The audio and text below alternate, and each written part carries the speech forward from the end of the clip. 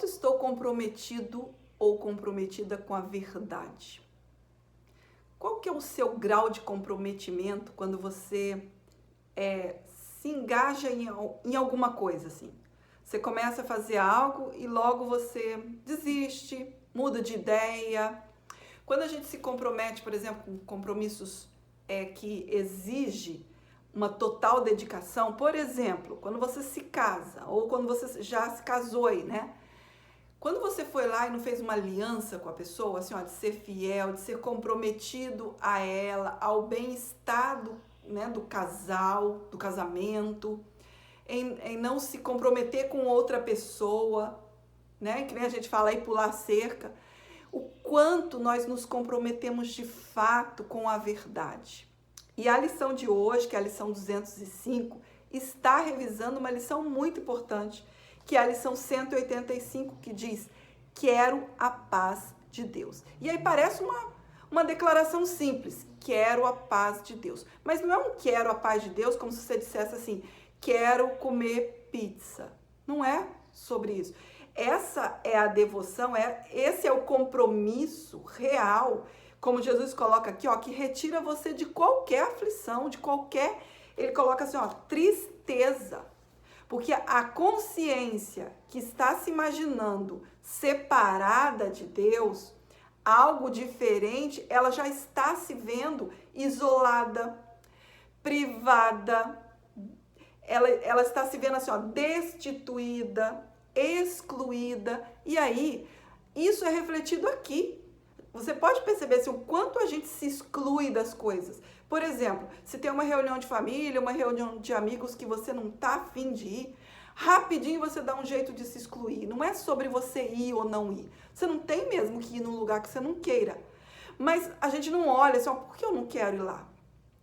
E aí a gente não vê que o que está conduzindo ali são vontades de crenças. Né? Que como a gente não olha de fato para a causa, a gente fica só obedecendo. E aí você fica cada vez mais se privando, se excluindo, né? De coisas, porque esse senso de eu não mereço, ou esse senso de privação, tá ali o tempo todo latente, exigindo o tempo todo uma confirmação através aqui de nós, através de cada personalidade. Então, quanto para nós, isso é um fato. Quero a paz de Deus. E aí Jesus, ele traz assim, ó.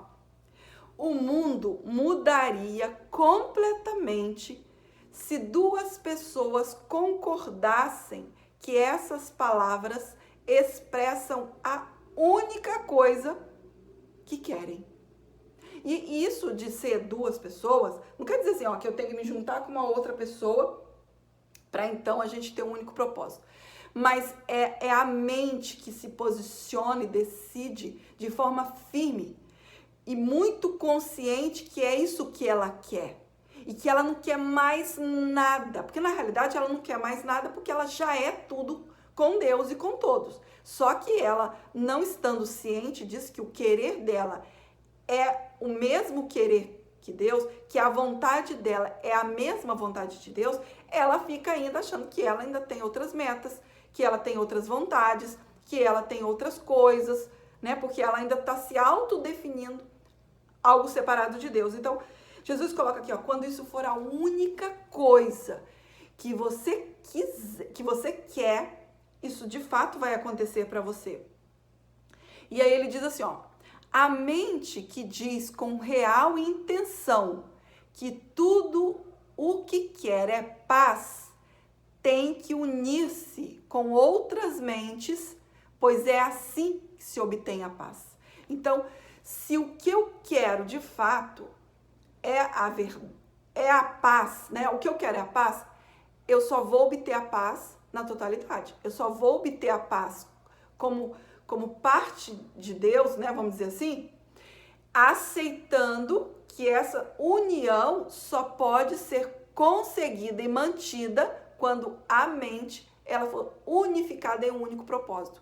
Quando ela aceitar essa única meta e ela proteger essa única meta. Ou seja, ela não quer mais nada a não ser Deus, porque não tem nada para ela querer. Ilusões são ilusões. não tem nenhum significado a não ser o significado que essa consciência está dando. Então, quando ela retira o significado, quando ela aceita que o que ela é a verdade, é a totalidade com Deus, ela não vai mais se distrair com ilusões. Mesmo que ainda apareça na percepção ainda, as aparências ainda estejam ali, mas ela não vai se confundir mais. Então, por que nós ainda não temos paz? Porque não é essa, a meta ela não está totalmente alinhada e decidida. Por isso que ele coloca assim, ó, quando for essa a sua real intenção, sua única motivação é existir como Deus, então sim, todo o céu, né? Jesus traz essa referência aqui, ele vai ser, ó, o céu seria completamente devolvido à plena consciência, à memória de Deus inteiramente restaurada e a ressurreição de toda a criação plenamente reconhecida. Então, se essa for o meu verdadeiro comprometimento, a minha verdadeira intenção, então não tem tempo, isso não vai acontecer amanhã ou depois. Nesse instante, todo o céu, como ele coloca aqui, será completamente devolvido à plena consciência. Então, a consciência, ela vai ficar totalmente ciente do que ela é, porque o seu querer, a sua vontade está totalmente unificada com a vontade de Deus, que é existir como Deus, porque só existe de fato uma única vontade. Então, vamos declarar hoje com total comprometimento, e como ele diz aqui, ó, com uma real intenção. E aí, se você não percebe, assim, nossa, a minha decisão ainda é fraca, né? Aqui, ó, a decisão desse fragmento ainda é fraca. Ok, mas olha para isso, desenvolva, aprenda a desenvolver esse querer, essa confiança só para a verdade. E como que a gente faz isso? Treinando a consciência, treinando esse único propósito, usando tudo para manter o foco apenas em Deus.